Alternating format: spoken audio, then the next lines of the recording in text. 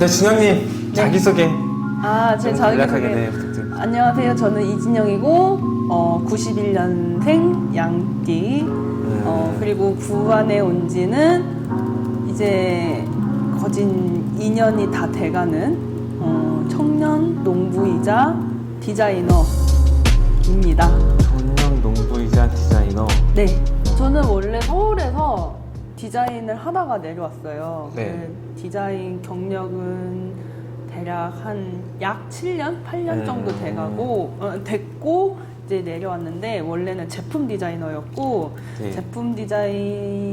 제품을 잘 판매를 하려면 브랜딩도 알아야 되거든요. 네. 그러니까 잘 팔아야 되잖아요. 그러니까 그런 과정 속에서 브랜드 디자인도 자연스럽게 했었고 브랜드 디자인 하다 보니까 시각 디자인도 하고 이런 식으로 모든 걸 다 헤쳐가는 그런 용역 디자이너가 됐던 거예요. 근데 이제 사실 어느 정도 하다가 디자인을 하다가 많이 이제 번아웃이 왔고 그 과정 속에서 회사에서 미국 지사의 발령을 받았었어요. 근데 미국을 갈지 아니면은 어떻게 거처를 정할지를 고민을 하고 있었어요. 근데 서울에 있는 게 좀 많이 부담스러웠었거든요. 그래가지고 네. 그래서 근데 그때 마침 저희 아버지께서 같이 이제 농장을 꾸며보자라고 말씀을 해주셔서 좋은 계기로 그때가 이제 터닝 포인트였죠. 그래서 큰 결심을 하고 내려왔습니다. 근데 그게 쉽지 않잖아요. 되게 벌이도 그렇고. 맞아요. 되게 사실은 제가 원래 이제 충청도에서 나고 자라고 배우기도 하고 그렇게 있다가 서울에 갔거든요. 타지에 혼자 있었는데 객지에 혼자 있는 게 너무 힘들었어요. 그리고 되게 불안 요소가 많았어요. 서울에서. 뭐 친구들은 다 각각 전국에 흩어져 있고 뭐 마음을 둘 곳이라고는 사실 회사밖에 없었어요. 제 입장에서는. 근데 회사라는 것은 사실은 굉장히 이익적인 이해관계가 많고 그래서 저는 이제 좀 약간 내가 엄청나게 열심히 하면은 회사의 어떤 중요한 역할로서 오래오래 지속될 줄 알았어요. 근데 그게 아니더라고요. 회사는 회사더라고요. 그러니까 제 역할은 하나의 그냥 뭔가 수행자였던 거예요. 그러니까 저는 그거에 너무 좀 많이 실망감을 받았어요. 뭐 예를 들어서 제가 하고 있는 프로젝트가 있었는데 되게 큰 프로젝트였어요.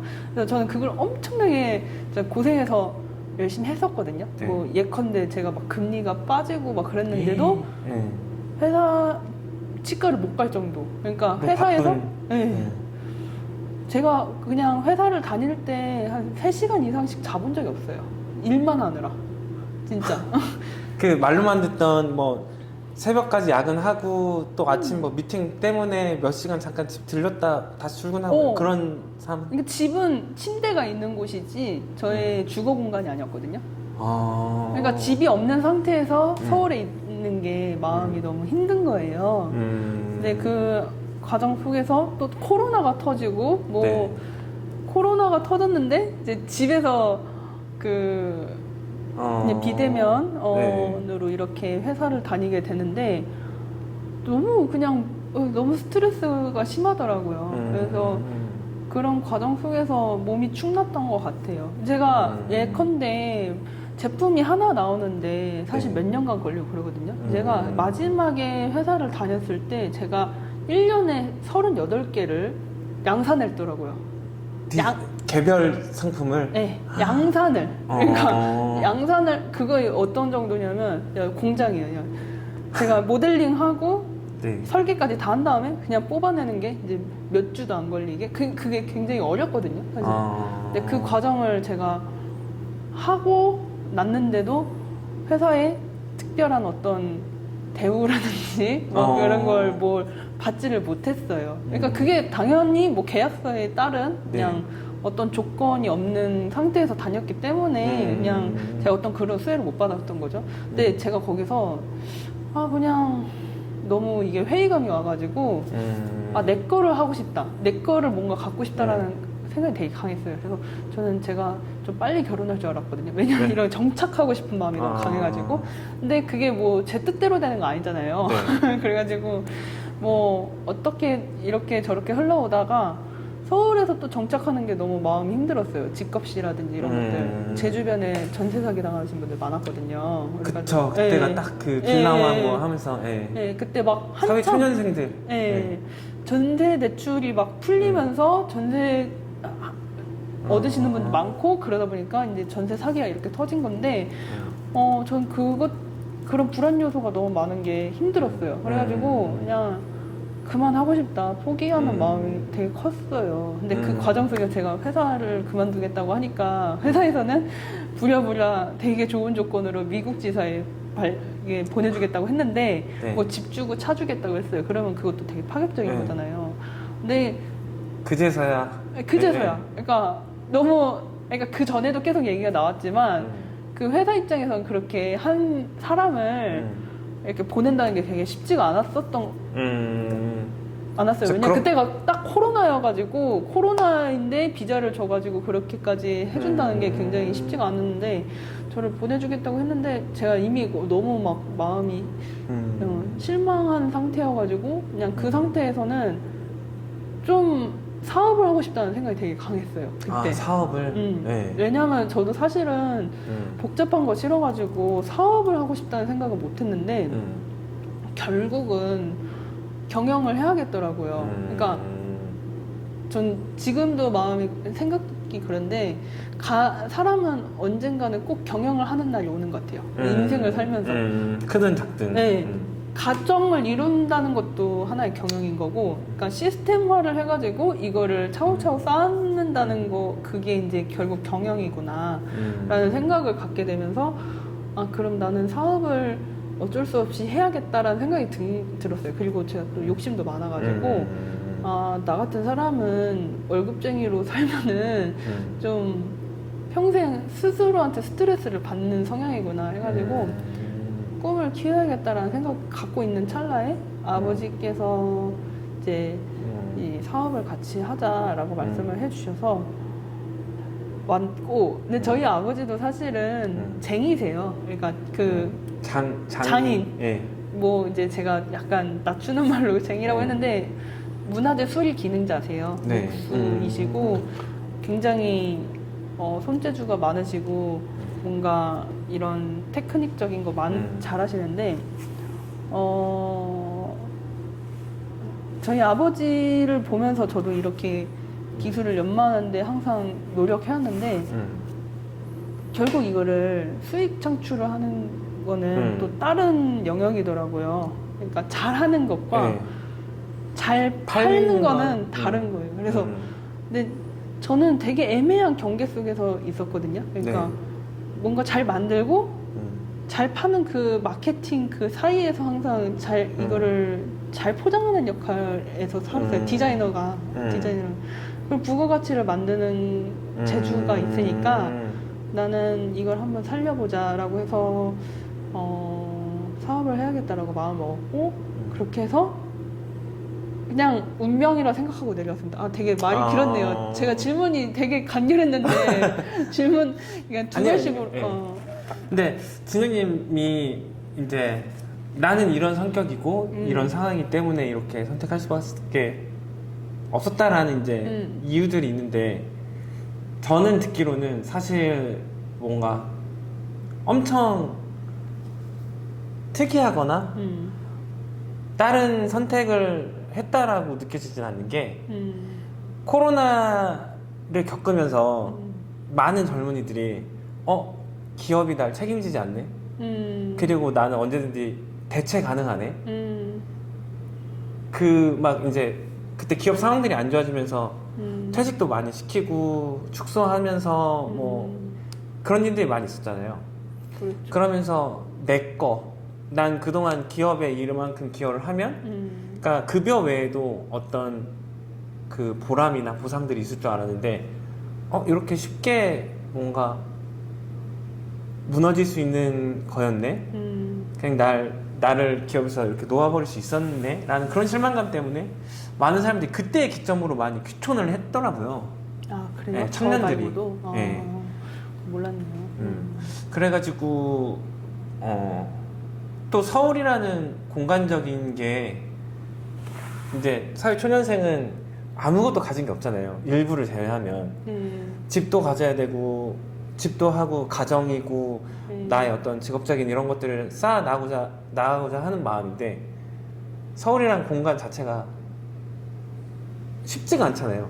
되게 드라마에서 나오는 평범한 서울 사는 사람의 삶이란 것이 너무 얻기 어려운 건데 일반 대중에게 당연히 이루어낼 수 있을 것처럼 여겨지는데 그게 깨지면서 또 그런 것도 있는 것 같아요.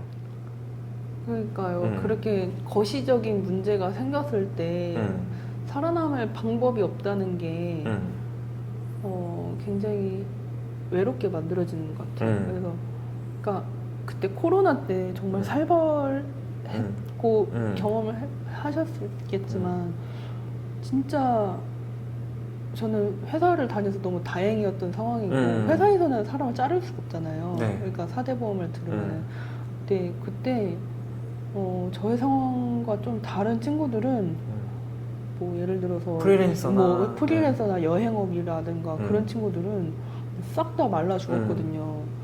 그러니까 그럴 때 굉장히 마음이 복잡했던 것 같아요. 그러니까 맞아요. 그 기점으로 사람들이 이 사회에 대한 신뢰도가 엄청나게 많이 하락된 것 같아요. 이제 뭐 지금 옛날에는 열심히 살면 잘 산다 이런 게 있었잖아요. 네. 이제는 그게 아니고 열심히 살아남을 구멍을 찾는 사람이 네. 잘 산다. 그러니까 그게 뭐 정의롭든 아니든 뭐 어떤 방법이든 간에 그냥 일단은 살아남은 사람이 강한 자다 이런 식으로 생각이 변했잖아요. 맞아요. 이게 생존을 한 게 잘한 거다.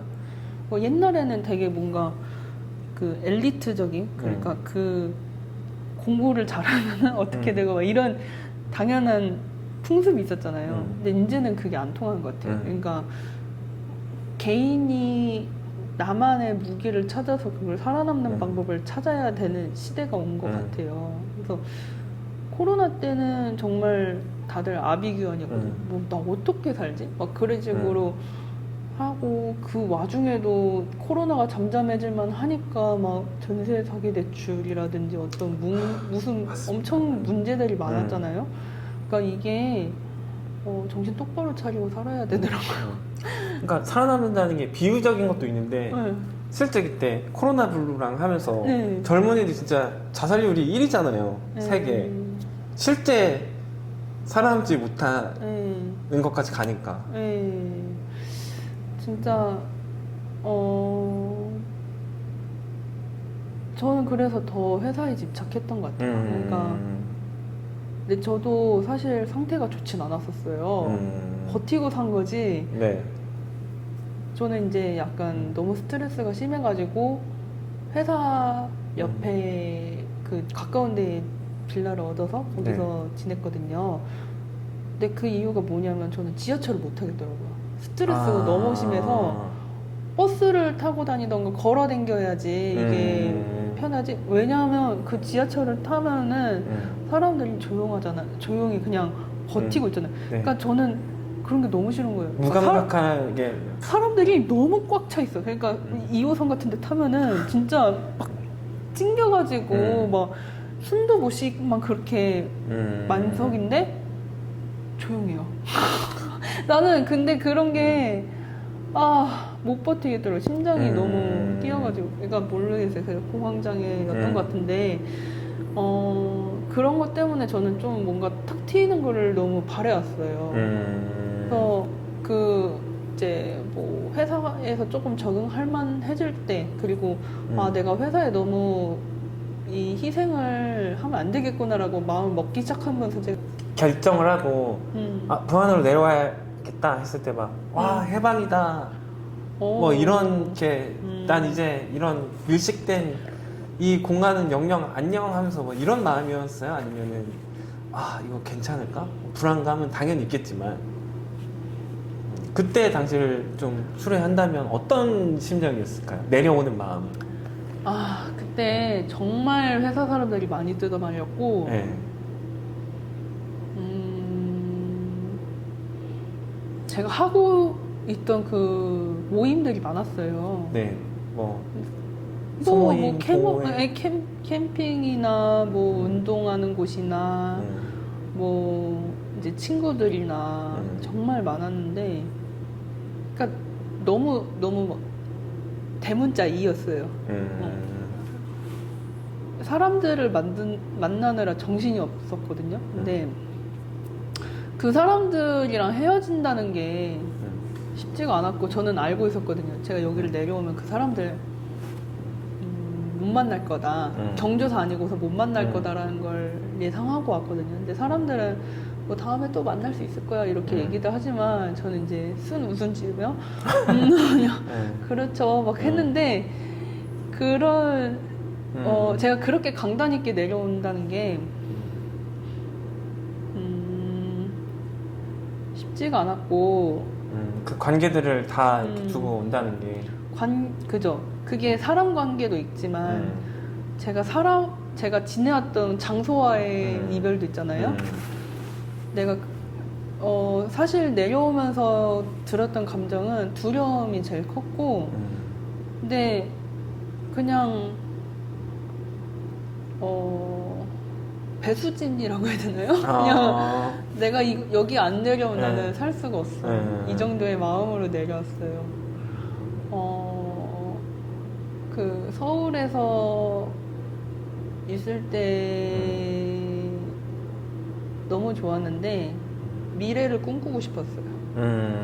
이게 이 삶이 계속 내가 견딜 수 있는 게 불투명했군요. 그러니까 미래를 꿈꾸는 게 진짜 사람한테 엄청 동기부여예요. 그러니까 사막에 있더라도 미래가 보이면은 살 수 있는 거고 궁전에 살더라도 미래가 없다면 살 수 없는 것 같아요. 저는 미래가 안 보였어요. 제가 아무리 전략을 짜도 제 능력치에서는 네. 저는 살 수가 없겠더라고요. 그래서 그냥 지금 아니면 난 못 내려온다라고 생각을 했어요. 지금 내가 나이를 조금 더 먹고 내려오면은 부모님과 이게 더 거리가 멀어지고 더 이게 이타적이라고 생각이 그러니까 내가 더 뭐라고 할까 더 분리된 상태에서 오는 거니까 제가 이제 생각이 조금이라도 말랑할 때 내려와야 여기에 적응을 하겠구나라고 생각을 했어요. 그러니까 왜 귀촌하시는 분들 네. 너무 이게 거리가 멀어서 괴리감이 있어가지고 도시 생활만 많이, 하시던 분들 많이 힘드시잖아요. 근데 저는 약간 애매할 때 왔어요. 그러니까 약간 애매할 때 왔고 제가 내려온 날 그 영상으로 촬영을 해서 유튜브에 올렸어요. 제 개인 채널에. 내려오는 날. 네. 근데 제가 그날 이제 엄마한테 엄마 담금주 하나 달라고 하고 술 마시면서 이렇게 넋두리를 하는 영상을 혼자 찍었거든요. 그러니까 그때 그냥 무섭다고만 계속 했던 것 같아요. 두렵다, 무섭다, 내가 어떤 생활을 살까 막 그런 얘기만 계속 했던 것 같아요. 그러면 그렇게 이제 두려움을 안고 오셔서 내려오신 지가 얼마나 되셨죠? 이제 22년 10월 달에 내려왔으니까 이제 곧 2년 돼가네요. 그러면은 거의 2년 안 되는 시간 동안 그 두려움은 많이 해소가 됐나요? 또 네. 두려움은 해소됐는데 또 다른 걱정이 생기는 것 같아요. 그러니까 걱정이 많아서 피곤한 타입인데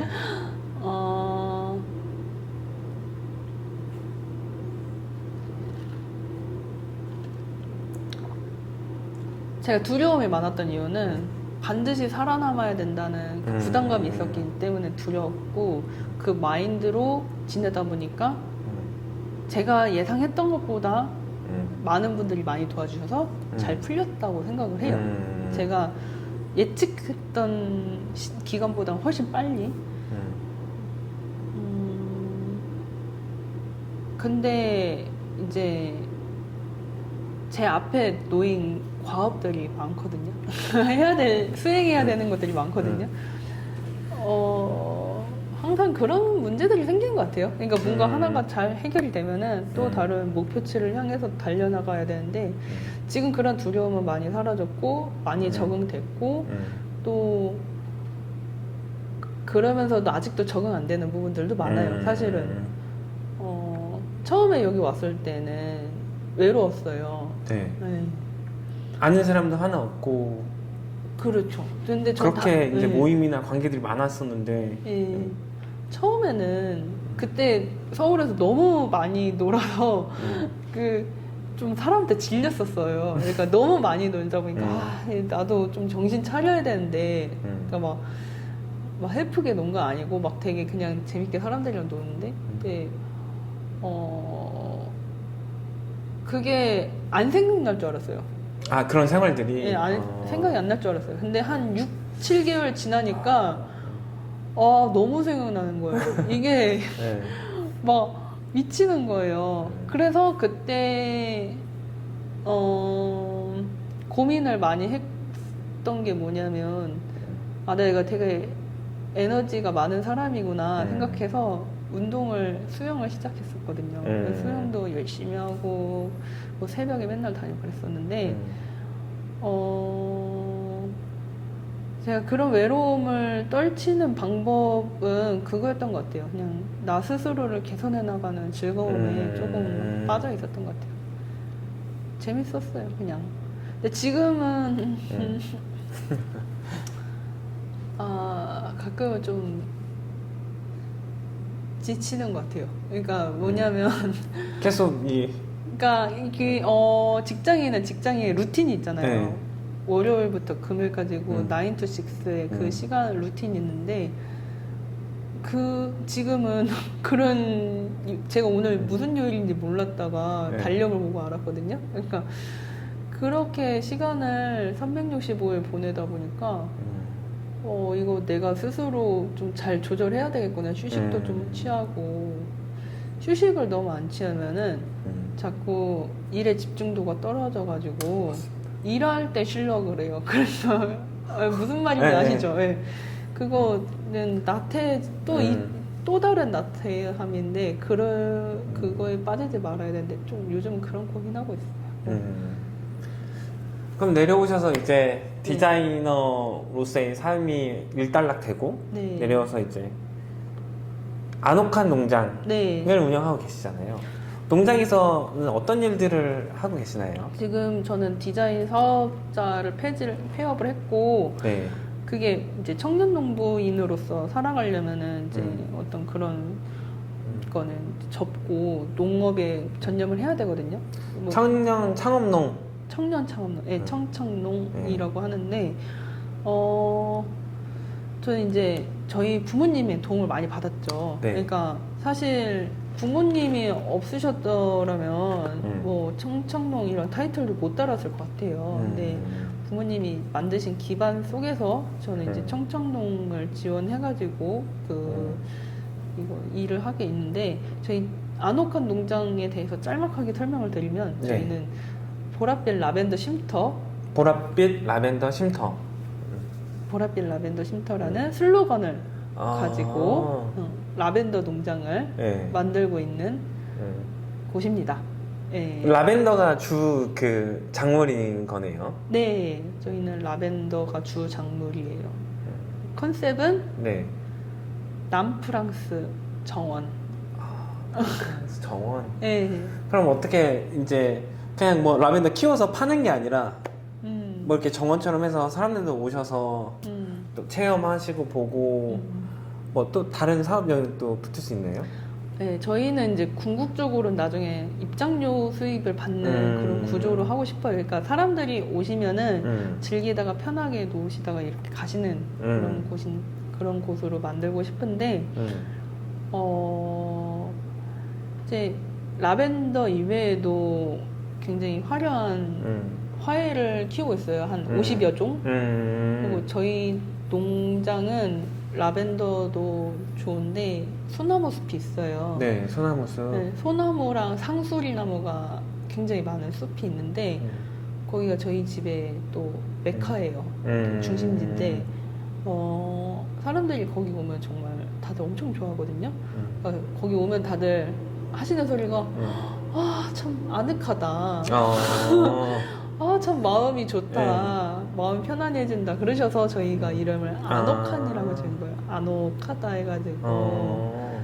그래서 아노칸이라고 지었는데, 그런 라벤더, 소나무 숲, 그리고 어떤 체험 공간, 이런 식으로 해서 만들어가고 있어요. 마스터 플랜을 그렇게 짜고 있어요.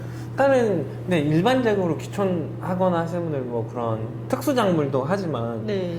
뭐 대개는 뭐 콩이나 벼나 뭐 이렇게 돈 되는 거를 바로 볼 수 있는 걸 하잖아요. 그러니까요. 예, 근데 뭔가 처음 농촌으로 이제 귀촌을 해서 어떻게 체험이랑 그렇게 6차 산업인 거잖아요. 네.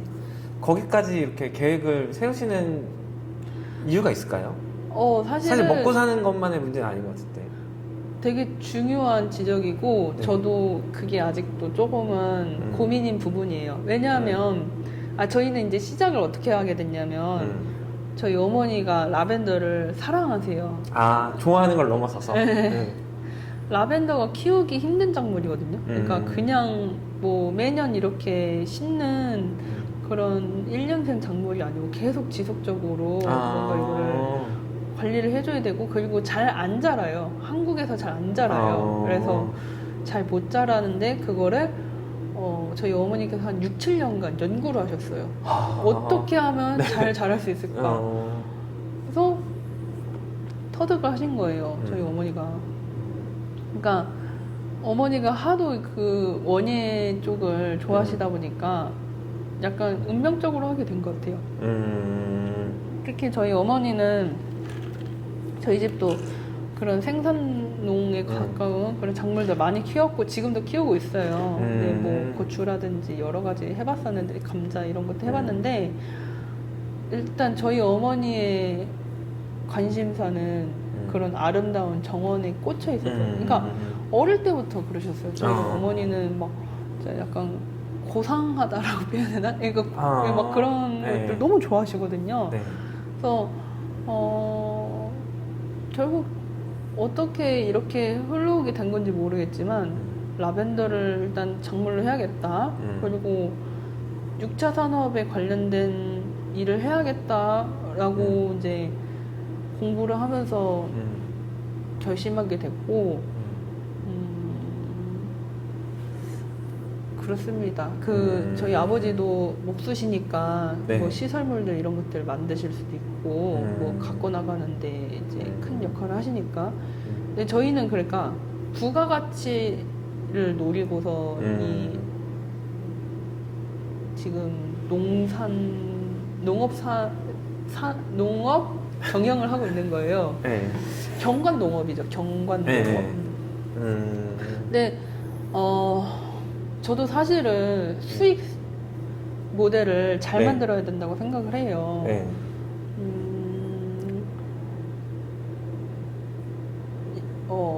쌀이라든지 콩 같은 거 이런 거 판매하시는 분들 그 단위를 보면은 깜짝깜짝 놀래요. "헉, 이렇게 많이 판매하신다고? 아니면 이렇게 잘 된다고? 그 생각 들면서 사실은 저도 마음이 네.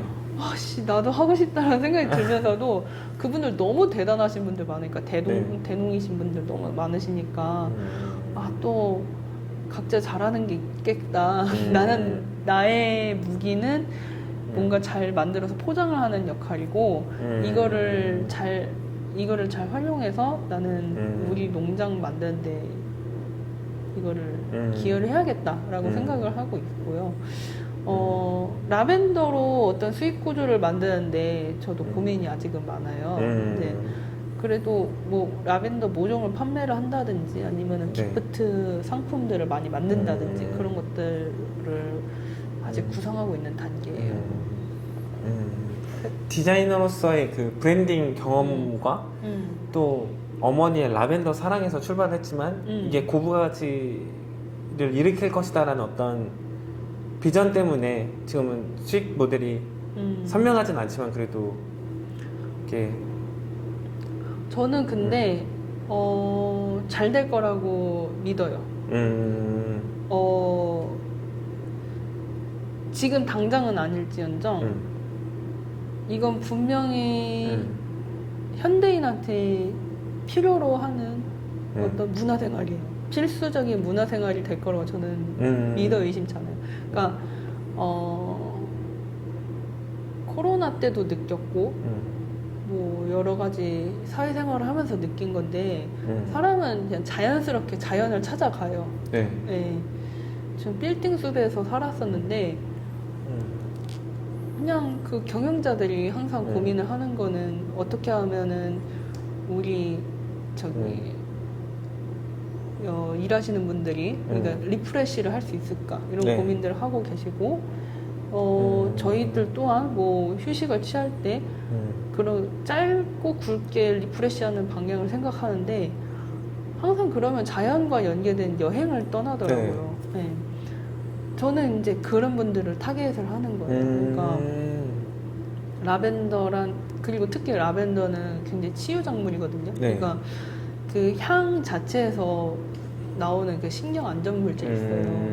그러니까 그런 것들로 사람을 이제 리프레시하고 케어할 수 있는 그런 작물로서 저희는 잘 골랐다고 생각하고 그분들이 와서 즐기고 쉬고 가시면은 저희는 그 서비스로 된 거예요. 그래서 저는 이제 이게 잘 될 거라고 생각해요. 그게 그런 거네요. 뭐 돈이 되고 나중에 얼마 될 거라는 것보다는 이러한 체험과 이 작물이 주는 것은 인간한테 필요해. 그리고 앞으로 계속 더 그럴 거야. 네.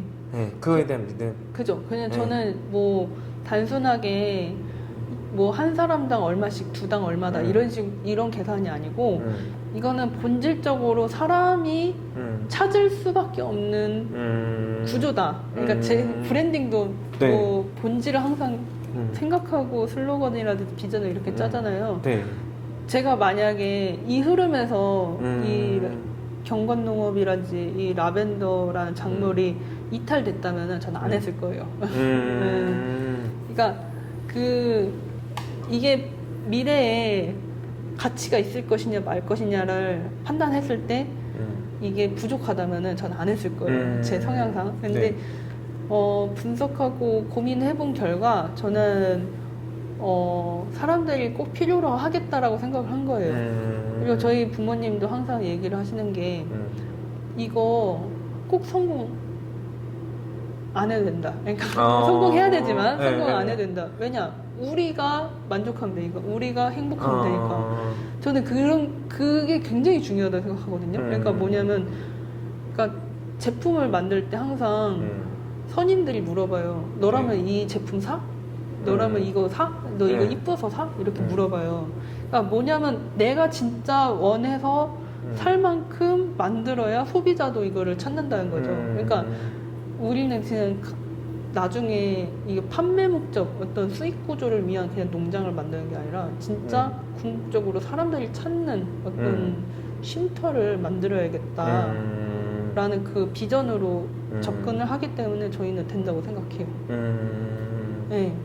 만약에 안 되더라도 안 되는 이유가 있을 거 아니에요? 그걸 네. 계산하면 또 되겠죠. 그러니까 그러니까 단순히 그냥 사업 아이템이 아니라 이것이 가는 가치에 대한 비전이 있으신 거네요. 네, 저는 있어요. 그리고 그냥 이거는 제 생각인데요. 네. 지금 각국의 어떤 부자들이라든지 네. 엄청 기득권자들 있잖아요. 네. 뭐 주역들이 항상 외치는 게 그린 네. 그런 세계적인 트렌드가. 네, 세계적인 트렌드고 그냥 우리가 앞으로 반드시 해결해 나가야 되는 숙제예요. 그냥 그 자연을 유지를 한 상태에서 사람이 회복하는 거 그거는 누구나 그거를 니즈를 갖고 있어요. 제가 왜 이거를 더 느끼냐면 더 확신을 갖고 있냐면은 부자분들 재벌분들 보면은 항상 정원을 가꾸세요. 개인적으로든 네, 그냥 그게 오히려 그런 왜 예를 들어서 내가 뭐 100억대 부자예요? 그러면 시그니엘을 살면서 뭐 아침마다 조식 나오고 뭐 청소해주고 그런 환경을 꿈꿀 거잖아요. 그런 분들일수록 오히려 더 정원을 가꾸고 뭔가를 이렇게 개선해 나가는 회복하는 그거를 더 즐기세요. 그러니까 그분들이 노년에 들으셨을 때 저는 그거를 보고서 이상하다고 왜 저 사람들 왜 저렇게 고생하지라고 생각하는 게 아니라 아 저게 사람의 본능이구나 라고 저는 느끼는 거예요. 그러니까 뭐 정용진 회장님 뭐 그런 분들 있잖아요. 이거 말해야 돼요? 이름 말씀하셔도 되죠. 근데 그런 분들도 개인 정원을 만들면서 뭐 갖고 나간다 이런 얘기도 듣고 그러니까 항상 그런 것들 보면은 사람이 그냥 본능적으로 그거를 추구하는구나. 네, 저는 그 과정 속에서 지금 20, 30대들은 아직은 못 느끼겠지만 결국은 그렇게 회귀하게 될 거라고 저는 생각하고 있는 거죠. 그쵸. 그 부모님들 맨날 카카오톡 꽃사진 해주시는 것처럼 정원 놀러 가서 이제 꽃잎에서 사진 찍는 것처럼 그분들이 젊었을 때 그러셨을까요? 그분들도 젊었을 때 막 디스코 좋아하시고 뭐 화려한 거 좋아하시고 이러셨을 때인데 결국 사람들은 그런 안정적이고 뭔가 생명력을 갖고 있는 거에 니즈를 느낀다는 거죠. 저도 제가 이런 비전을 갖고 확신을 갖고 있는다 해도 제가 이 농업에 완전 전문가가 돼야 돼요.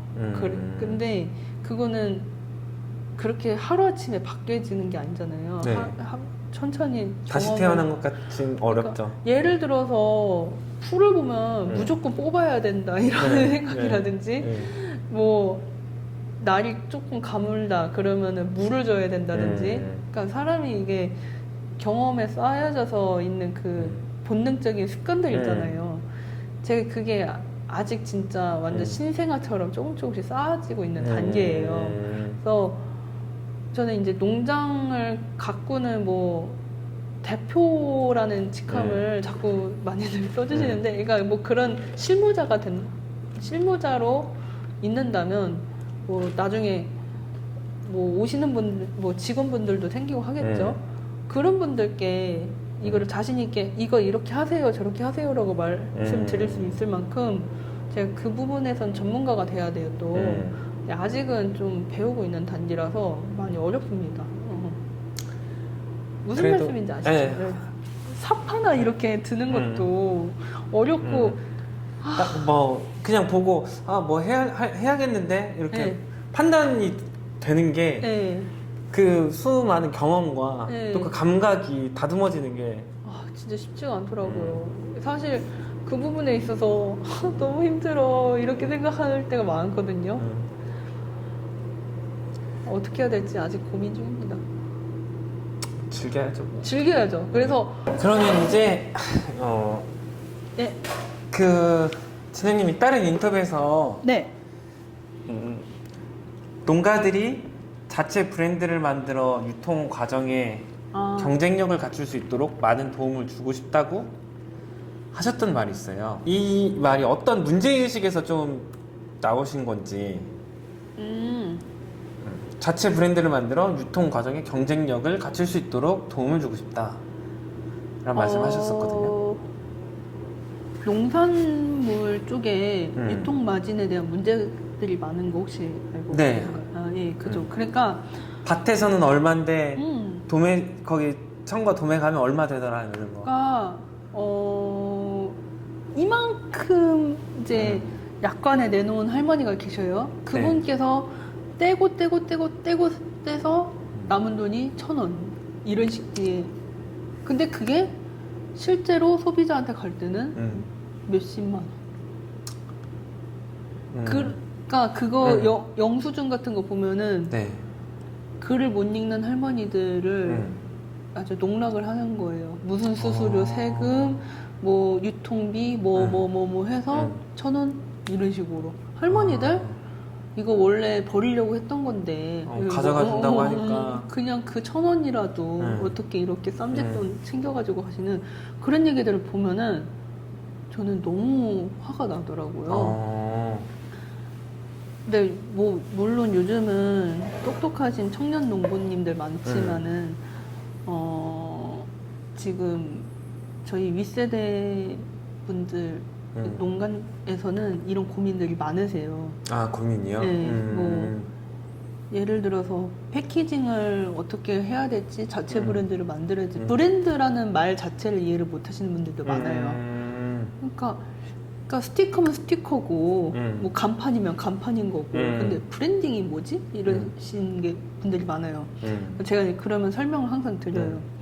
그냥 한 객체예요. 그냥 뭐 딸기 농장이라고 하면 딸기 농장에 어떤 한 주체가 있는 거예요. 여기에 이름도 붙여주는 거고요. 성격도 만들어 드리는 거고요. 뭐 목소리도 만들어주고 생김새도 만들어 드리는 거예요. 그러면은 그것도 이제 모호하세요. 뭔 말인지.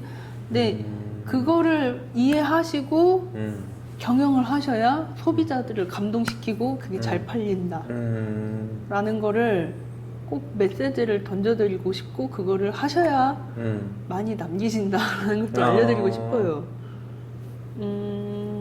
그래서 소비자도 중간에 있는 유통 상인들이 먹는 그 수수료 네.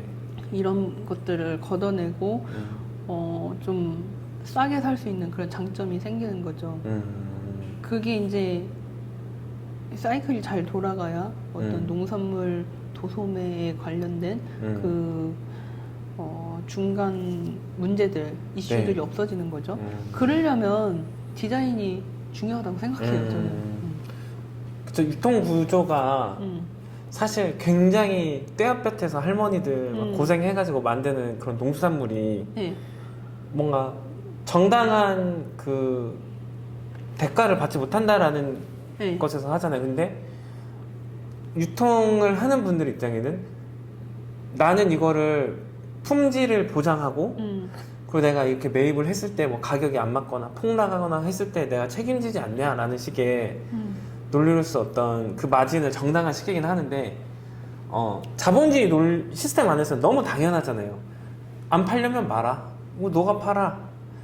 라고 하는데 그 어떤 지식이나 혹은 그런 것들이 너무 저울이 기울어져 있잖아요. 할머니는 이런 거 어떻게 하는지 모르고 그러니까 맞아요. 이들은 너무 빠삭하게 알고 시장을 이렇게 갖고 점유하고 있으니까. 그러니까 그 유통업자들이 나쁘다는 거 아니에요. 꼭 필요한 사람들이고 그분들이 하시는 역할이 중요한 역할이 있는 거죠.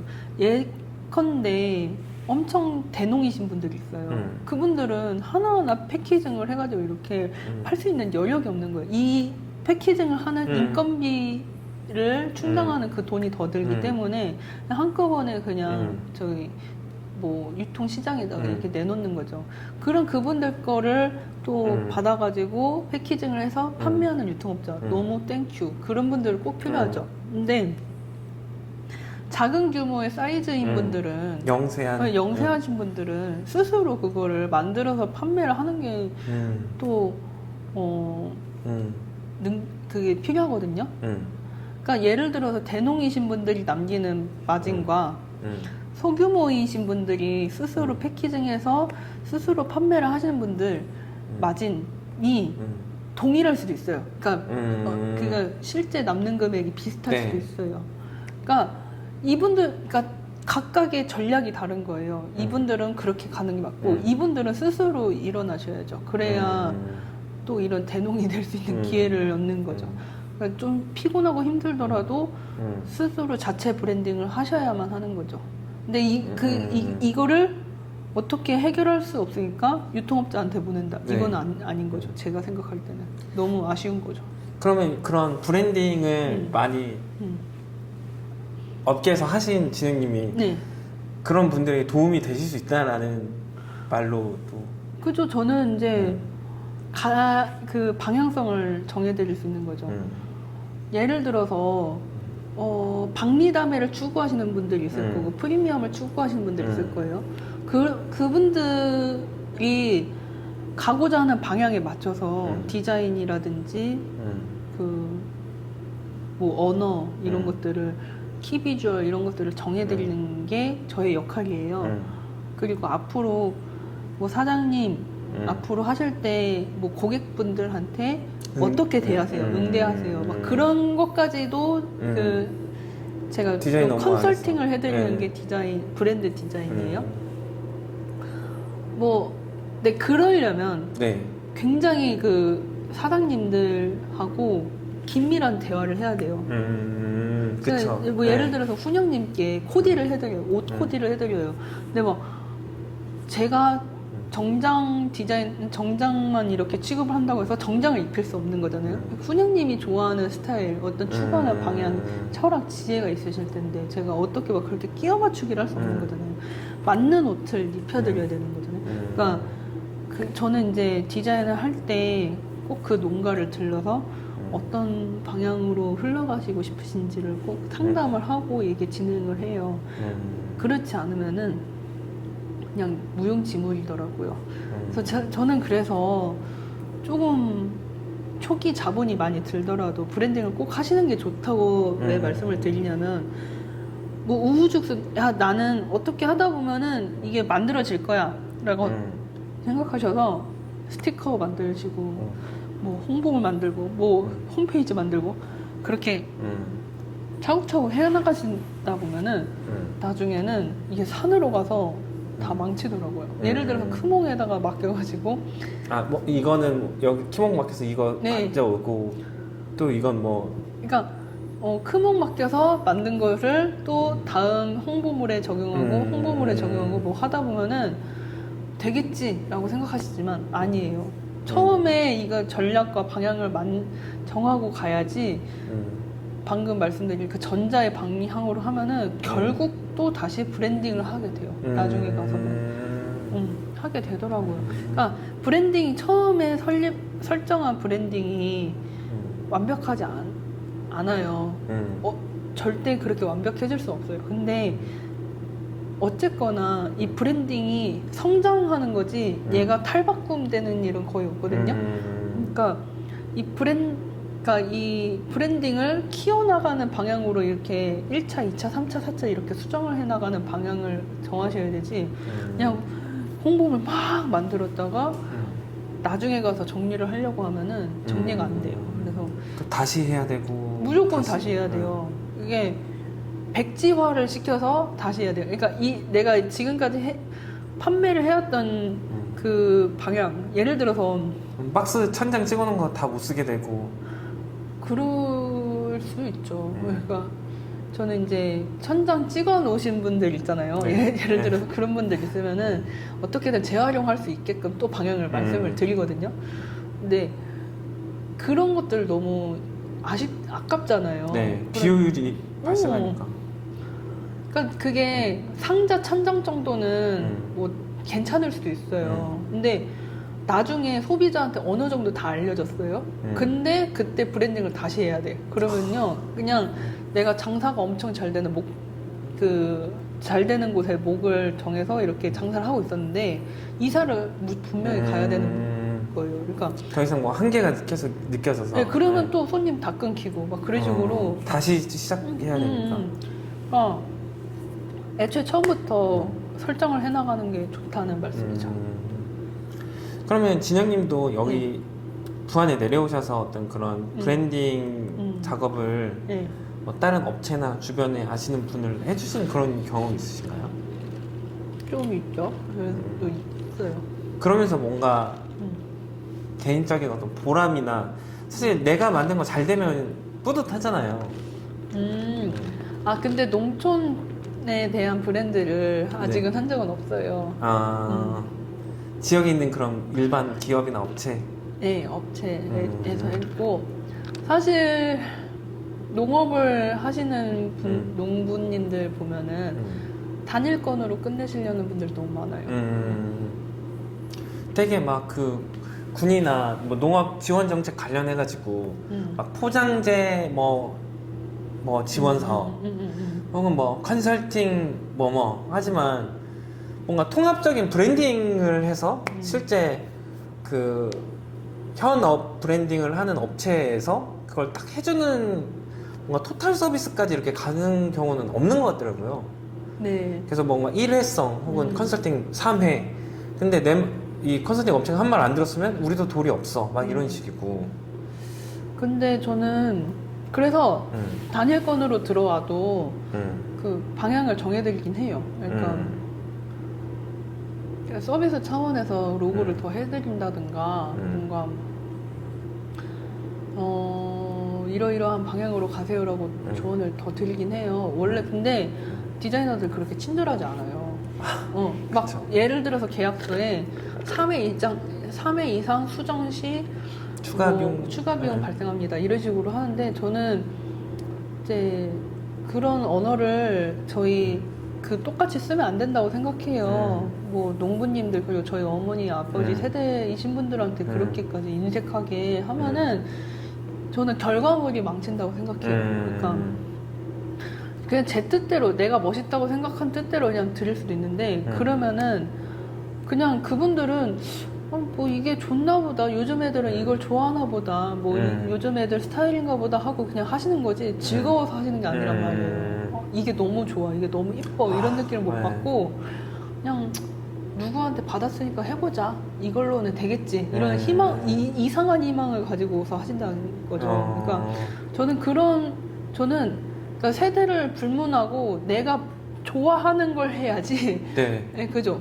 무슨 말인지 이해하시죠? 그러니까 저는 그렇게 디자인 하시는 그 무책임한 디자이너들 분들 보면 좀 화나요. 이것만 얘기했으니까 이것만 수정. 네, 그러니까 이게 좋은 거예요. 그러니까 약간 무책임하다라는 생각이 들어요. 그러니까 이게 유행하는 스타일이에요. 이렇게 하자고 했잖아요. 뭐 막 그런 식으로 작업을 하게 되고 저도 사실 사회 초년생일 땐 그랬어요. 그러니까 왜 뭐라고 하지? 이걸 이렇게 하자고 했었는데 근데 조금 디자이너는 더 친절해야 돼요. 그러니까 무엇을 원하는지를 좀 파악하고 그거에 맞게 만족할 때까지 좀 이거를 더 쓰다듬고 이제 알려드려야 되는데 그런 과정이 좀 부족한 것 같아요. 그래서 저는 디자인을 할 때 그걸 최우선으로 하고 있고 대체로 제가 작업을 하면 좀 만족하시죠. 그러면 이제 앞으로도 농업 관련한 그런 브랜딩 의뢰가 들어온다면 이렇게 많이 작업을 하실 계획이 하고 싶죠. 있으세요? 그러니까 제가 제품 디자인을 할 때 제 목표가 뭐였냐면 내가 디자인한 거를 많은 사람들이 들고 다녔으면 좋겠다, 만졌으면 좋겠다. 그러니까 제가 만약에 시각 디자이너였으면 내가 디자인한 걸 많이 봤으면 좋겠다로 생각을 하겠죠. 근데 저는 만졌으면 좋겠다였어요. 근데 실제로 제가 지금 만들어서 판매하고 있는 제품이 만들었던 제품이 지금 아마존에서 되게 잘 팔리고 있어요. 네. 산리오 캐릭터 아시죠? 산리오 그 헬로키티랑 마이멜로디 이런 것들.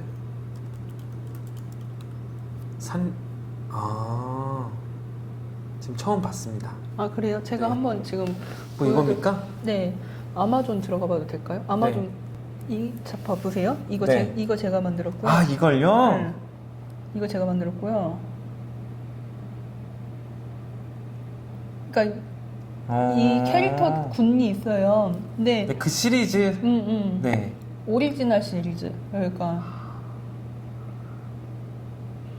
아니 그럼 이거 엄청 메가 그거잖아요. 메가예요. 그래서 근데 저한테 떨어지는 게 아무것도 없는 거예요. 인센도 하나 없고. 제가 나와서 네. 제가 제 일을 담당하시는 부서가 또 따로 생겼어요. 그러니까 제가 얼마나 진영님의 공백을 메우기 위해 팀이 꾸려졌다고요? 네. 그러니까 그 자세한 내막을 모르지만 그 얘기를 들었고 야 내가 진짜 고생을 하긴 했구나. 그래서 제가 그거를 이런 거를 1년에 38개를 만들었어요. 그러니까 뭔가 자부심을 왜 자꾸 말씀을 드리려면 이런 네. 자랑을 왜 하냐면 네. 그만큼 많이 들고 다니는 거잖아요. 손 네. 안에 대단히 뭐 큰 게 아니고 제가 뭐 공기청정기도 만들고 그랬었는데 공기청정기 하나 만들어지는데 지금도 나와나? 그러니까 그 금형 하나가 몇 억씩 이런 식이에요. 아, 디자인이 결정되면 이제 그 금형을 만드는데 금형 그래서 그 금형 만드는 거에 제가 얼마나 큰 부담을 갖겠어요. 네. 디자이너가 설계해서 네. 그게 나오는데 전 진짜 그 바람개비 모양으로 이렇게 그 가닥가닥 이렇게 그릴이 있거든요. 네. 근데 그릴의 그 각도가 다 달랐어요. 뭐 36.2도 막 이런 식으로 뭐 몇 도, 1도, 2도 막 네. 0.0. 전 진짜 0.05mm 가지고서도 한 달 동안 회사에서 밤샌 적이 있단 말이에요. 진짜 0.05 그거 하나 가지고 이게 사출이 되냐 안 되냐 이게 계속 싸워요. 그러니까 정말 미치는 그 과정이 있는데 제가 이런 것들을 해결해 나가면서 그 철학적으로 나는 사람들한테 많이 만져지는 작업을 하고 싶다라고 생각한 거예요. 근데 질문이 뭐였죠? 질문 한 번만 다시. 그러니까 그렇게 이제 농업 관련된 네. 브랜딩 업무를 많이 받을 의지가 있다. 그게 그거 하고 싶다. 그리고 나는 이런 마인드로 접근을 한다. 저는 이 농업, 이 브랜딩에 관련돼서는 사람들이 많이 찾는 게 제일 중요해요. 제품은 많이 만지는 게 중요한 거고, 브랜딩은 많이 찾고 많이 팔리는 게 중요해요. 저는 그게, 네. 저는 그러지 않으면 브랜딩을 하면 안 된다고 생각해요. 그러니까 멋부리려고 디자인 브랜딩 할 거면은 저는 하지 말라고 그래요. 지금 하실 단계 아닙니다. 근데 진짜 브랜딩이 필요하신 분들 있어요. 판매 네. 전략적으로. 네. 그런 분들을 위해서 브랜딩을 해야 되지. 전 그래서 제가 추구하는 방향은 브랜딩으로는 잘 팔리는 거, 그리고 그 사람이 좋아하는 거, 대표가 좋아할 수 있는 거. 이게 저한테는 그게 제일 중요한 숙제예요. 맞죠? 브랜딩 디자이너로서의 어떤 철학을 엿볼 수 있었던 것 같습니다. 네, 감사합니다. 어쩌다가 제가 제품까지 이렇게 자랑하게 되는데, 네, 저는 앞으로 그러니까 잘 팔리고 그 상대방이 좋아하는 그 대표 기업이 좋아하는 그 브랜딩을 만드는 게 제 목표고, 네. 앞으로 저는 하고 싶은 거는 농촌 가드닝 디자이너가 되고 싶어요. 네. 저희 집이 하나의 네. 모델하우스 같은 개념인 거죠. 정원. 네. 정원을 이렇게 네. 딱 디자인해주는 그러니까 형태뿐만이 아니라 그죠. 제가 그 농촌 브랜딩 디자이너인 거죠. 저는 앞으로 네. 그 논이라든지 밭 이런 것도 네. 그냥 천편일률적인 그런 형태가 아니라 네. 스스로 진짜 좋아하는 형태로 바뀔 거라 생각해요. 막 필지가 이렇게 딱딱딱 나눠지고 하지만 조금은 내가 좋아하는 스타일로 변할 거라고 저는 생각해요. 그럴 때 이제 정말 작업자도 좋아하고 소비자도 좋아하는 형태로 이게 바뀌었으면 좋겠다. 상상이 잘 안 가는데요. 그러니까 앞으로는 로봇이 나오는 시대예요. 시대고. 트렌드가 바뀔 거다. 네. 그러니까 로봇이 나오고 인력적인 그런 문제가 해결이 된다면은 사람은 문화를 즐기게 돼 있거든요. 네. 그러면은 좋고 이뻐 보이고 만족하는 그런 편리한 거를 추구하게 된단 말이에요. 그러면 그게 디자인인 거예요. 그러면 그거를 해소할 수 있는 해결사 네. 이렇게 가세요 저렇게 가세요 그런 전략을 짤 수 있는 사람이 됐으면 좋겠어요. 예를 들어서 지금 비닐하우스가 이렇게 있잖아요. 네. 그냥 비닐하우스 너무 좋아요. 근데 조금 더 활용 가치가 좋은 형태 그리고 뭐 농막이라든지 농막 형태이긴 하지만 뭐 비닐하우스 역할도 하고 뭐 그런 다양한 문제들이 있을 거 아니에요. 그런 것들을 조금 더 디자인적으로 비주얼적으로 그리고 정원을 가꾸시는 분들이 우리 집은 배관이 이렇게 돼 있는데 여기는 어떻게 꾸며야 되지? 이런 식으로 고민이 있으셨을 때 제가 이거를 해결할 수 있는 이때는 이렇게 하시고 이런 시설물을 놓으시면 더 좋습니다. 이런 식으로 조금 조언을 해드릴 수 있는 그런 방향으로 갔으면 좋겠어요. 그러니까 이렇게 하려면 일단 기본적으로 사람들이 농촌이라든지 뭐 농업 활동이라든지 이런 거에 관심이 있어야겠죠. 그런 사람들한테 조금 도와드릴 수 있는 컨설팅 역할을 하고 싶어요. 브랜드 컨설팅? 좋습니다. 그럼 이제 이 거시적이고 미래의 어떤 목표를 떠나서 어떤 부안에서 청년과 그리고 또 활동을 이 2년 남짓한 시간 청년으로서 많은 활동을 해오셨잖아요. 네. 그거에 대한 얘기를 좀 해보고 싶은데 디자이너 혹은 어떤 농장 경영 외에 부안에서 어떤 활동들을 하고 있으신 게 있나요? 저는 지금 4H 임원 활동하고 있고 청년정책협의체에서도 지금 활동하고 있습니다. 4H? 4H 네. 임원입니다. 4H에 대해서 조금 설명해 주세요. 4H는 청년 농업인들이 자발적으로 모여서 네. 지역의 어떤 활성화를 위해 농촌 활성화를 위해 지역의 농촌 활성화. 네. 지역 농촌 활성화를 위해 활동하는 단체입니다. 뭐 농업과 관련해서 뭐 애로사항이나 문제 같은 거 해결하고 그죠? 뭐 봉사활동을 한다든지 아니면은 뭐 농산물을 판매를 하는 뭐 경진대회 이런 데를 참여를 한다든지 홍보를 한다든지 네. 뭐 서로의 결속력을 위해서 뭐 어떤 농민들의 어떤 권리나 이익을 위해서도 활동을 하시고 예. 그런 식으로 하는 단체입니다. 음. 청년 농업인들이라면은 모를 리가 없는 그런 단체예요. 그럼 4H는 어떤 약자일까요? 제가 그거 공부가 안 돼 있어요. 왜냐면 H가 임원이시라면서요? H가 네. 4H가 H가 4개인 거거든요. 네. 그러니까 헤드, 하트. 그런 뜻이에요? 예. 그래서 실제로 가면은 막 이런 식으로 머리와 뭐 정신과 건강과 막 그걸로 나는 이 농업인의 청년 농업인 단체에 뭐 활동을 합니다. 막 그런 선언을 해요. 굉장히 뭔가 가치 지향적인 모임이네요. 이름 구성이. 네. 엄청 가치지향적이고 전국에 많고요. 네. 각자 이 결속력을 위해서 자주 만나요. 조직력이 있어요. 그러면은 뭐 귀촌하시는 분들이나 청년 농업인들은 가입하는 것을 추천하십니까? 네. 알겠습니다. 그러면 부안 청년정책협의체에 소속되어 있으신데요. 네. 청년정책협의체는 뭐 하는 곳인가요?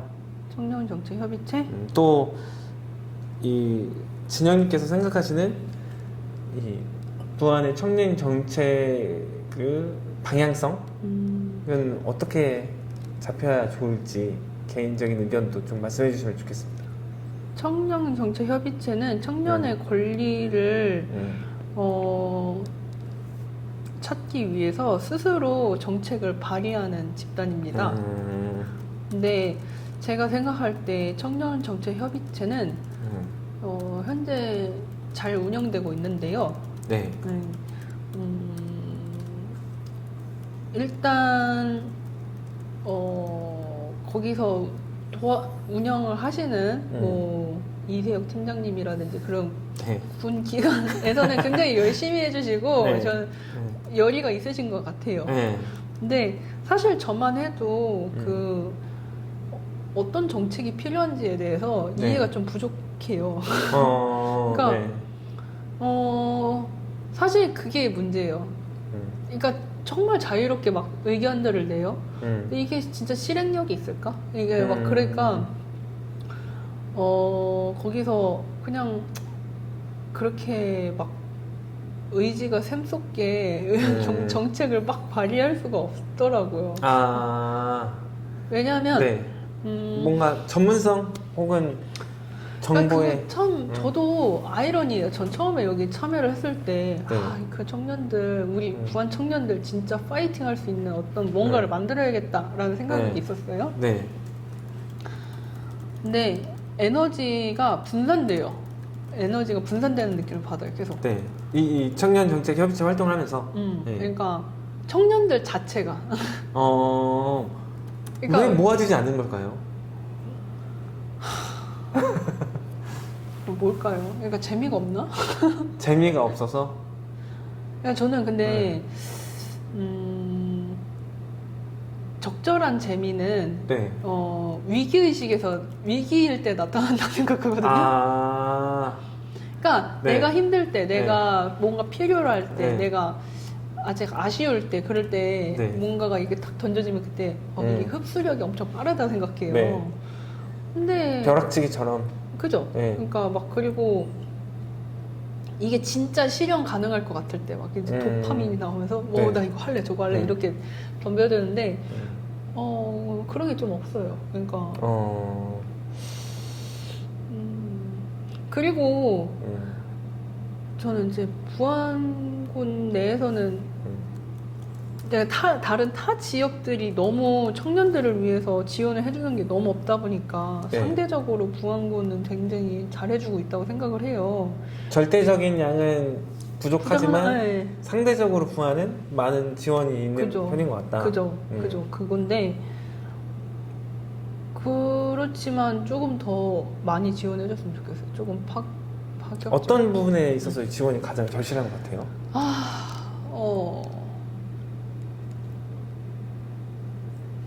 가장 이게 지원님께서 생각하시는 뭔가 가장 필요한 부족한 혹은 나아가야 할 방향성이잖아요. 이게 네. 제가 적당히 아는 선무당이어가지고 아니 지금 그래도 뭐 그게 예전에는 뭐 돈을 많이 줬으면 좋겠어요. 아니면은 현금 지원. 현금 지원. 그러니까 진짜 모를 때, 진짜 네. 무지할 때, 막 그게 최고 아니야? 뭐 그리고 무언가 거처를 만들어 준다. 막 공간. 뭐 그러는데 이게 지원 사업에 대해서 조금 이해가 있다 보니까 네. 그게 얼마나 힘든지 알고, 그러니까 그게 말이 안 된다는 거 아니야? 이루어지기가 너무 어렵다. 그러니까 소유의 개념이 네. 좀 어렵잖아요. 그러니까 그 정부 지원 사업금에서 정부에서 주는 돈에서 네. 그 그냥 개인이 훅 던져주기가. 그러면은 어떤 한 기관에서 받아가지고 이걸 운영을 해주고 거기에서 놀 수 있게끔 청년들이 거기에서 막 놀 수 있게끔 이렇게 지원이 들어가야 되는데 이 기관마다 또 이해관계라든지 다 분산돼 있잖아요. 특히 부안은 되게 분산돼 있다고 생각을 해요. 그 어떤 청년 정책 지원 정책이나 이렇게 관리하는 그런 기관마다 뭔가 통합적으로 이거 하자 하면 막 붙고 하는 게 아니라 그러니까 이건 너네서 뭐 이건 너네 뭐 이렇게 분절됐다는 말씀이시죠? 그죠. 그러니까 너무 세력들이 많은 거예요. 그러니까 긴장감이 없어요. 그러니까 긴장감이 없는 이유는 그만큼 사람이 없어요. 긴장감이 없다. 그러니까 유동적이지가 않은 거예요. 그러니까 사람이 없고 뭔가 플레이할 사람도 없고 뭔가 이벤트도 없고 하니까 그냥 유동적이지가 않아요. 근데 그러면 유동을 어떻게 일으키냐? 저는 방법이 이 내부 활동을 활성화시키기 위해서는 외부에서 많이 들어와야 된다고 생각해요. 외부에서. 내부에서는 한계가 있으니 외부에서 들어야 되는데 사실 제일 좋은 거는 외부에서 정착 인원이 들어오는 게 제일 좋은데 사람 한 명 전입하는 게 얼마나 힘이 들어요. 인생을 여기다가 배팅하는 게. 근데 저는 그거는 너무 어려운 문제인 것 같고 네. 관광 인구를 많이 드려야 된다고 생각해요. 근데 네. 저 같은 고민을 당연히 이 기관들에서 고민들 많이 하시겠죠. 네. 예컨대 뭐 워케이션이라든지 이런 사업들 막 생각하고 계잖아요. 네. 워케이션이 요즘 유행이죠. 네. 근데 실제 운영 안 되잖아요. 왜 안 될까? 라고 생각하면은 사실 실상은 여기 와서 놀거리가 없고 뭔가 진짜 운영을 해줄 인력이 없고 그 인력한테 그 돈을 줄 만한 어떤 예산이 없고 근데 조금 제가 아쉬운 건 뭐냐면 기관이라든지 어떤 행정에서는 그거를 바라시는 것 같아요. 그러니까 돈 없어도 열심히 뭔가 의욕적으로 하는 그런 모습들을 기대하시는 것 같아요. 청년들에게 그리고 어른들한테도 그렇게 좀 느껴져요. 근데 특히 청년들이죠. 그러니까 뭔가 이것만으로도 너무 즐거워서 막 덤벼서 하는 그런 모습들을 기대하시는 것 같아요. 근데 저도 그게 의문이에요. 예를 들어서 뭐 강진이라든지 네. 어떤 다른 마을들 그러니까 청년 마을들 보면은 진짜 돈을 안 받고도 자기들이 막 으라차차해서 열심히 해요. 근데 왜 저렇게 할까? 왜 저렇게까지 하지? 그러니까 근데 뭐 너무 재밌어서 한대요. 너무 신나서 한대요. 근데 저는 의심이 많은 성격이라서 그런지 네. 몰라도 그거 안 믿어요. 뭔가가 있겠지. 왜 저 사람들이 뭔가 받는 베네핏이 있겠지. 그러지 않고선 저렇게 미칠 리가 없거든요.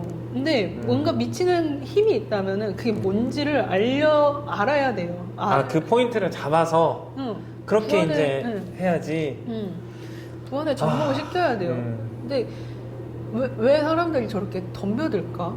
근데 그게 사실은 코로나 때 굉장히 붐을 일었고 코로나 때까지만 해도 청년들이 뭐를 하면은 뭘 할 수 있어라는 그 에너지가 많이 느껴졌거든요. 청년마을 활성화 이런 거. 근데 지금 또 죽어진 것 같아요. 저는 좀 많이 죽어진 것 같고 그래서 청년마을도 저는 회의적인 거예요.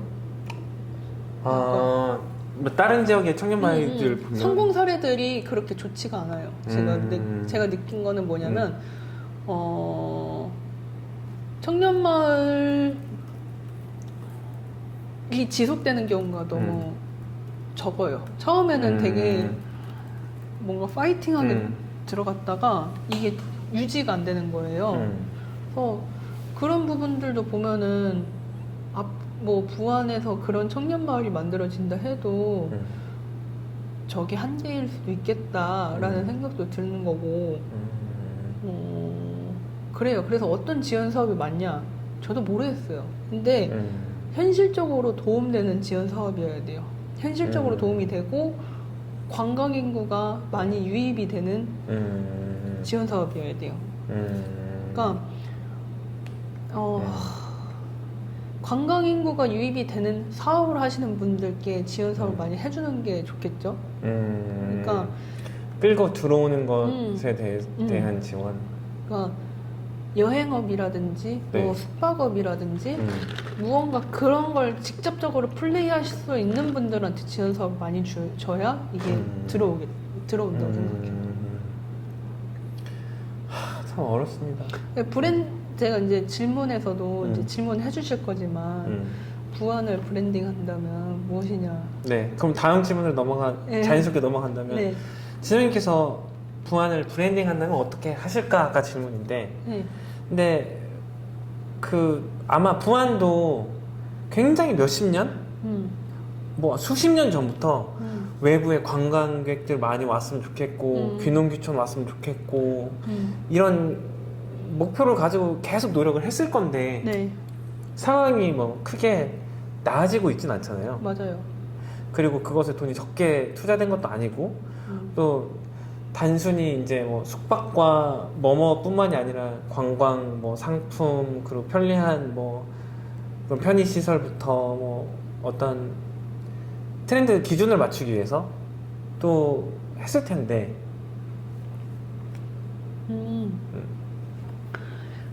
맞아요. 저는 이제 세계를 많이 다녀봤는데 회사에서 보내줘서 부안만큼 좋은 경치가 있는데도 드물고요. 뭐 보라카이 선셋, 뭐 네. 산타모니카 선셋 막 네. 그렇게 하지만 부안 선셋이 최고예요. 그리고 자연 경치도 너무 좋고 그리고 사람들도 너무 재주가 많으신 분들이 많아요. 저는 그거 보면서 깜짝깜짝 놀랄 때가 많거든요. 근데 왜 이게 활성화가 안 될까? 왜 다들 뭔가 알려지지 않았을까? 그러니까 과소평가. 값도 너무 싸. 이 정도 가격이면 다른 지역에는 몇만 원인데 막 그런 생각이 들어요. 그래서 뭐 부안의 브랜딩으로 한다면 저는 이제 브랜딩 할 때 현재 상황을 놓고서 얘기를 하기 때문에 그걸 분석을 하기 때문에 네. 지금은 비빔밥 같아요.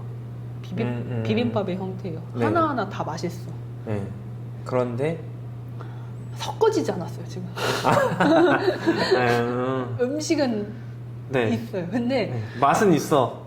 하나하나 집어보면 맛은 있어. 아 이게 다 이제 따로 국밥이야 진짜. 다 그러니까 너무 이게 제가 아까 그랬잖아요. 재미가 있으려면 위기가 있어야 되고 부족해야 되고 조금 그런 게 있어야 되는데 지금은 다들 고만고만한 거예요. 그냥 진짜 악바리 같이 너무 할 게 없어가지고 우리가 하나의 브랜딩을 만들면은 이걸로 쭉 이어가자라고 강한 리더십으로 이거를 하면은 부안은 이미 브랜딩이 됐을 거예요. 예를 들어서 안동 고등어 이런 거 있잖아요. 네. 실제 거기가 안동 고등어가 뭐 고등어가 나는데도 잡히는데도 아니고. 간고등어. 근데 어쨌거나 안동 가면 고등어 먹잖아요. 그러니까 그런 뭔가 강한 의지를 갖고 끌고 가야 되는데 고만고만한 거예요. 지금 현재 상태가. 그러니까 그 어떤 구역 혹은 어떤 산업의 그 브랜딩이 이 전체적인 통합의 어떤 룰이나 틀 안에서 이루어지는 게 아니라 각자 그냥 우린 이렇게 한번 해봤어 저렇게 해봤어 하니까 이거 뭐지? 약간 이런 느낌일까요? 맞아요. 그러니까 다들 보면요, 저는 항상 그걸 느끼거든요. 부안 분들 호응이 적어요. 호응이 적다. 그러니까 누군가 뭔가 지원 사업이라 뭔가를 이걸 행사를 하거나 뭐 하면은 좀 약간 호응이 적어. 막 흥난다는 느낌을 못 받아요. 막 진짜 뭐 몰입했다 이런 느낌을 못 받아요. 근데 사실 그만큼 재미가 없는 거예요. 그만큼 충족이 안 된 거예요. 그 분들 입장에서는. 근데 어떤 진짜 막 결핍된 어떤 산골 마을에서 그런 행사했던 와 이거 대박, 이거 진짜 재밌다 이렇게 하겠죠. 그러니까 전 부안 분들이 어느 정도 수준이 높은 거라고 생각해요. 그러니까 수준이 높은데 현실하고는 조금 이게 현실에서는 조금 부족한 거예요. 그러니까 그래서 전 그런 얘기도 들었어요. 부안 부자이신 분들은 되게 돈 잘 쓰시는데 이제 비싼데 많이 다니신다. 그러니까 말이 딴 데로 샜지만 의식 수준은 높은데 실제 이 지역의 어떤 그거에 것들이 안 따라오지 않는 거죠. 그러니까 그게 그런 곳에서 어떤 브랜딩을 해야 할까? 완전 고퀄리티 브랜딩을 해야 될까? 아니면 박리담의 형식으로 해야 될까? 뭐 장터 같은 분위기로 해야 될까? 이게 막 좀 헷갈리긴 해요. 그래서 근데 분명히 사람들이 원하는 제가 만나면서 많이 느끼는 거는 좀 불만족한 상태긴 해요. 뭔가가 조금 모두가 저는 이제 그래서 부안은 조금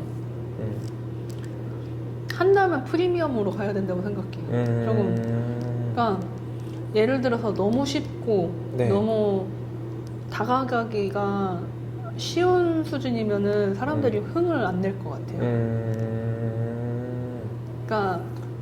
그러니까 다 누구나 다 오십시오는 의미가 없다는 거네요.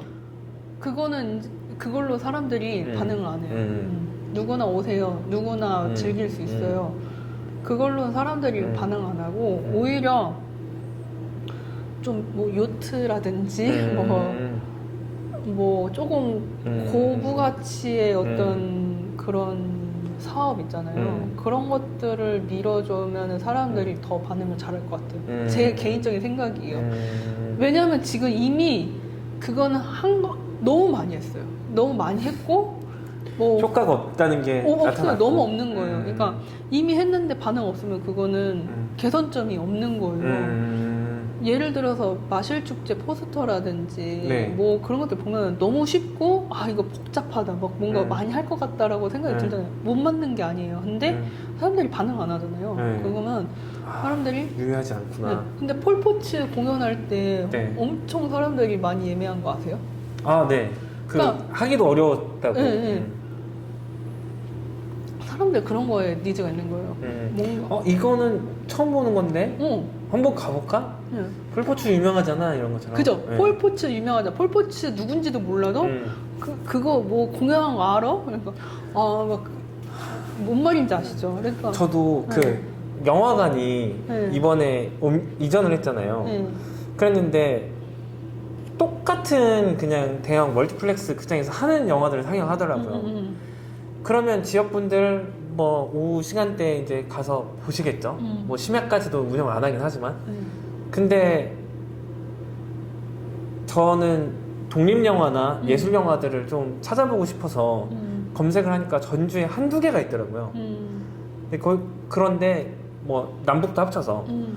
근데 그런 독립영화나 어떤 그런 것이 특화된 어떤 예술극장이 생기면 많이 올 것 같은데? 라는 아쉬움이 있더라고요. 이건 인터뷰랑은 상관없는 건데 네. 국장님이랑 얘기해봐요. 저기 문화재단 국장님이랑. 저도 인터뷰랑 상관없는 건데. 알겠어요. 네. 미안하고 저기 브랜딩은 조금 고부가 같이. 그러니까 부안하면은 좀 비싼 그러니까 좀 부자들이 많이 사는 동네 이런 식으로 가서 돈 쓰면 아깝지 않다. 약간 이런 느낌. 그러니까 변산가도 저는 이제 변산이 주역이라고 생각해요. 네. 부안의 어떤 컨셉이나 브랜딩의 키는 왜냐 많이 알려진 곳을 많이 알려진 곳이어야 돼요. 일단은 뭐 LA 가면 산타모니카가 유명하다. 근데 산타모니카 안 가요. 사람들 거기 옆에 있는 그 버거집까지. 그러니까 그냥 그거는 상징적인 거예요. 부안에서 가장 상징적인 곳은 변산이에요. 근데 그쵸. 변산 가면 비싸도 간다. 이런 개념으로 사람들을 좀 현혹을 시켜야 돼요. 왜냐 강릉 가면은 되게 먹는데 되게 비싸잖아요. 네. 비싸도 먹잖아요. 그러니까 돈 쓸 데가 없구나. 네. 그러니까 진짜 저 사람들 데리고 다니면서 너무 민망한 거 뭐냐면 뭘 사줄 게 없어요. 바지락죽. 바지락죽이잖아요. 네. 죽을 왜 사줘? 죽이 아무리 비싸봤자 뭐 3만 원 안 넘고 대접을 할 수 있을 만한 부가가치가 높은 거 없으니까. 뭐 되게 비싸도 먹잖아요. 근데 부안 오면은 기분 좋게 돈 쓸만한 게 없는 거예요. 그러니까 근데 이제 사람들 여기 내수시장을 생각해서 적당히 돈 벌 수 있는 것 때문에 하는 거죠. 근데 왔으면 사람들이 기분 좋게 돈 쓸 수 있는 그런 고부가 가치의 어떤 그런 사업들을 계속 해야 된다는 거예요. 그러니까 무슨 말씀인지 알겠어요? 네. 저는 만약에 이것도 또 다른 건데요. 네. 그 농업에 독립영화 이런 거 하시면 그러면 네. 그 판권 이렇게 따가지고 독립영화 관 같은 거 만드시면 어때요? 그것도- 팝같이 해가지고 막 술 팔고. 계획이 있는데 응. 이거는 현 정권과 안 맞아? 그 문화재단 그럼 이제 브랜딩의 부안을 어떻게 브랜딩하느냐에 대한 진영님의 어떤 생각들, 구상들 들어봤고요. 여기서 좀 곁다리로 질문을 하나 더 드리고 싶은데 저는 부안의 가장 큰 어떤 성장 가능성, 잠재력은 훼손되지 않은 자연이 일단 가장 크다고 생각하거든요. 막 여기저기 손댄 게 아니라 자연은 그대로 있는 거. 그러니까 이제 뭔가 좋은 계획과 마스터 플랜으로 이제 어떤 백지장 같은 데서 그려볼 수 있다라는 게 큰 위안이었는데, 최근에 이제 송전탑이 들어올 수 있다라는 얘기가 있어요. 주민들의 어떤 의견이나 이런 게 패싱당한 채 지금 진행이 될 것 같은 상황인데, 이거에 대한 진행 좀. 저 몰랐어요. 근데 모르는데 그게 그걸 해가지고 군에서 받는 이득이 뭐예요? 그 토지 소유주나 마을의 피해 보상. 얼마? 뭐 통통이 주겠죠. 근데 그게 되게 뭐 저도 잘은 모르지만 뭐 그 고압선이 지나는 아래 마을 사는 사람들의 암 발병률이 35%고, 뭐 자연이 파괴되는 거는 이루 말할 수도 없을 것이며, 이게 저는 그 노선에 따라서 이건 피하고 한 게 아니라 그냥 쭉 정체성 때문에 자로 그어버린다는 또 이런 것들이. 결정이 나온 건가요? 그건 저도 확실히 모르겠습니다. 그러니까 뭐 민관 협의체에서 주민 공청회를 해서 뭐 주민 의견 모아서 그거- 오케이 됐다고 하는데 또 그걸 고지고대로 들을 수는 없겠죠. 근데 청년 입장에서 뭔가 송정탑과 어떤 그 보상감이 우리의 이런 것과 맞바꿀 만한가에 그러니까 대해서. 저는 아까도 말씀드렸지만 브랜딩, 부안의 브랜딩만 생각해서 그런가 봐요. 저는 네. 안 어울린다 생각해요. 안 어울린다. 네. 그리고 아니, 송정탑이 있는데 관광을 오진 않을 것 같아요. 그죠. 저는 송전탑을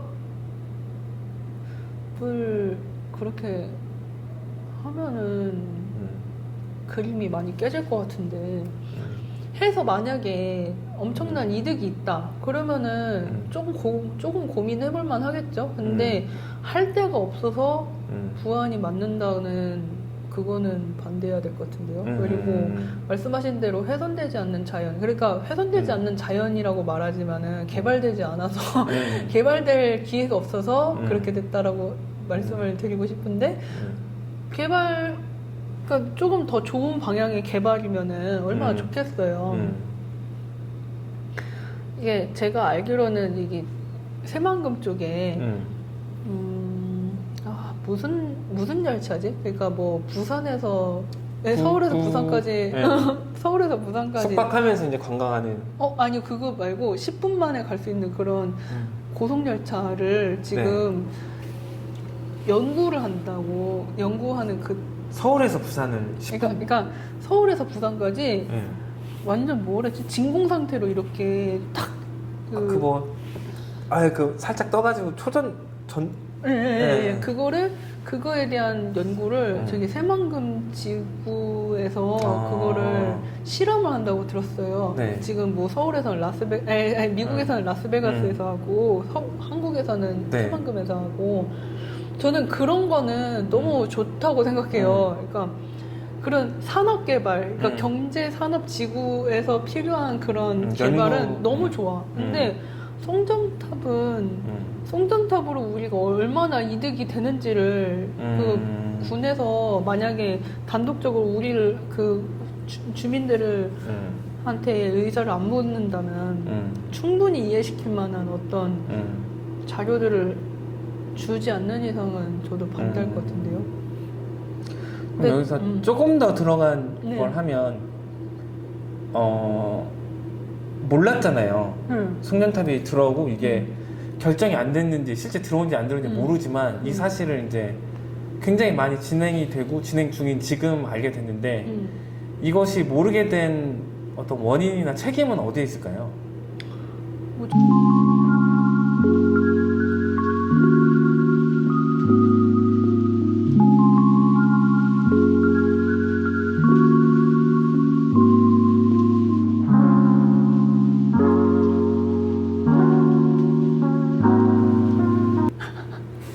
잘라줘요. 왜 그런 날카로운 질문하는 거야? 아니 뭐. 아 그리고 조금 약간 이건 부정적인 질문일 수도 있는데 만약에 진영님께서 부안을 떠나게 된다면 어떤 이유 때문일까요? 뭐 몇 년 후, 5년 후, 10년 후가 될 수도 있겠지만 혹은 당장 내년이 될 수도 있고 뭐 지금 하는 사업이라든지 어떤 계획이 틀어지면 그러겠죠. 네. 더 사업적인 사업적인. 그럼 아니면 먹고 사는? 네. 먹고 사는 문제가 좀 해결이 안 되면은 좀 고민할 텐데 글쎄요. 뭐 여기를 떠날까 그런 생각이 드네요. 알겠습니다. 끝으로 뭔가 많은 분들이 보실지 모르겠지만 이 영상을 통해서 하고 싶은 말씀 있다면 한 말씀 하고 싶은 말? 네. 광고나 뭐 이런 걸 알려드리고 싶다라거나 응원일 수도 있고 투정이 될 수도 있고 영상 편지일 수도 있습니다. 보시는 분들이 얼마나 재밌게 보셨을지 모르겠지만 그냥 어떤 젊은 청년이 과자 먹으면서 그냥 넋두리 한다라고 생각하셨으면 좋겠고요. 그냥 흘러가는 대로 재밌게 들어주셨으면 좋았을 것 같네요.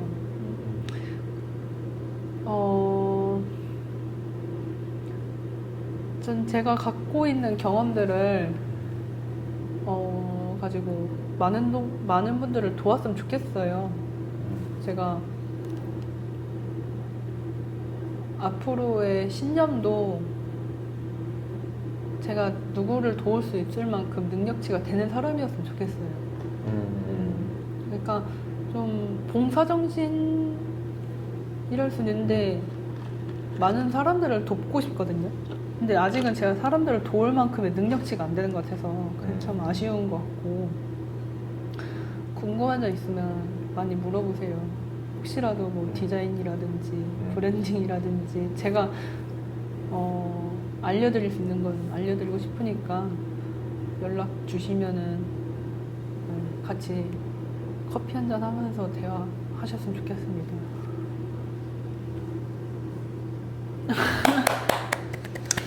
고생하셨습니다.